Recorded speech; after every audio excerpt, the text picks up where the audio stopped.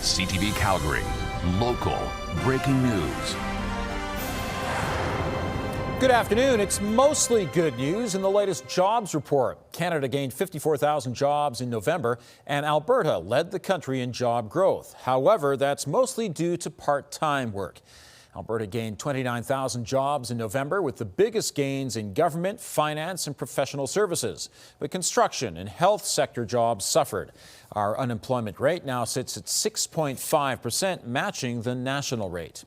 And a mixed response to Calgary's new city budget from the business community. The Chamber of Commerce says it applauds the city for holding down tax increases while still investing in safety, transit, and critical services. But it disagrees with the city's decision not to shift more of the tax burden to homeowners and away from business. The Chamber says cost pressures on businesses are too high. 4 more MLAs are facing recall petitions, including an NDP MLA. 2 more cabinet ministers are added to the recall list. Adriana LaGrange and Tanya Furr. The lone New Democrat facing recall is Calgary Beddington's Amanda Chapman. So far, 18 MLAs are facing recall. The province hasn't made any changes to that legislation yet, but it has tabled some for citizen referendum petitions. Proposed legislation would shift power from Alberta's chief electoral officer to the justice minister. The minister would now decide if a proposed question needs to be referred to the courts. The bill also removes the rule preventing referendums on similar subjects from being held within 5 years of each other. And referendum proposals no longer need to be constitutional or factually accurate before signatures can start being collected. The minister says if the legislation passes, the court proceeding about whether a pro-separatist question is constitutional will end, and that group can restart the process for free. It's pretty much guaranteed that we're gonna. That we're gonna have the ability to go out and gather signatures on our constitutional question, and that we're going to get our signatures, and we're going to be having a constitutional referendum on our question by the fall of 2026. We're excited about it.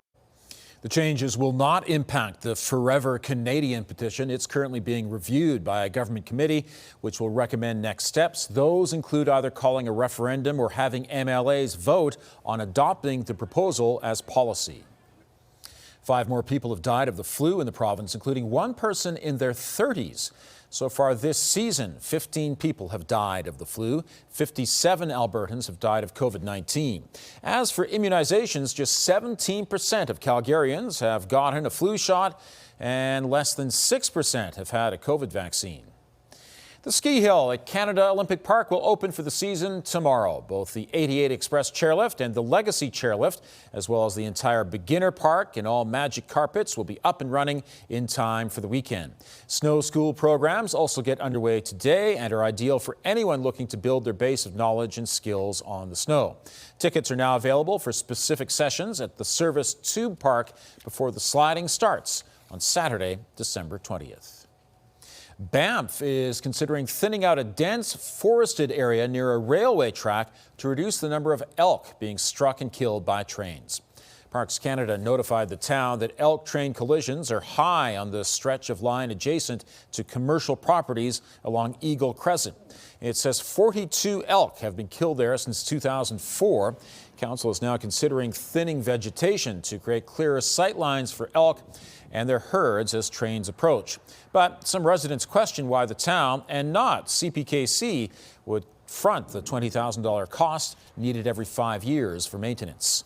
I don't see the railway being part of that conversation for this proposal, and so as a resident of Banff, I'm concerned that town of Banff money is being used to solve a problem that belongs to the Canadian Pacific Kansas City Railway.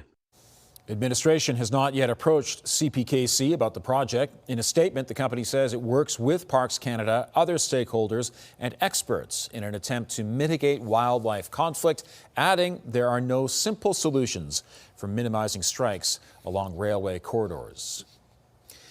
Those living at a senior centre in Carstairs had a very special visitor this week. The furry friend brought smiles to lots of faces, but there was a time when the animal's future didn't look so bright. Jacqueline Wilson has more.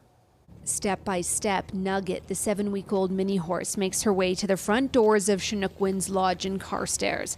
A new future as a therapy animal awaits this little foal. Well, she's a spicy little thing. She's, as you can see, she's very level-headed and very quiet, very dependent on me, but also very independent and a little salty. She likes to kick up her heels and run. Residents couldn't rein in their excitement.